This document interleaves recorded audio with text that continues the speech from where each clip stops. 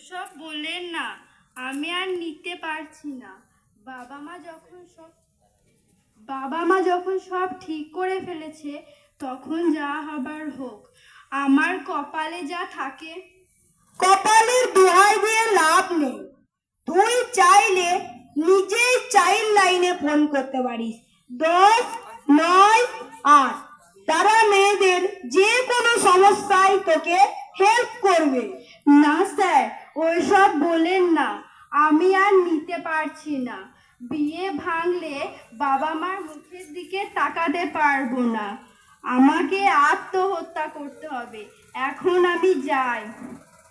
উমা, উমা কিছুদিনের মধ্যে বুঝতে পারলো 7-5 না ভেবে বাড়ির লোকে চটজলদি দিয়ে দেওয়ার পরিণাম।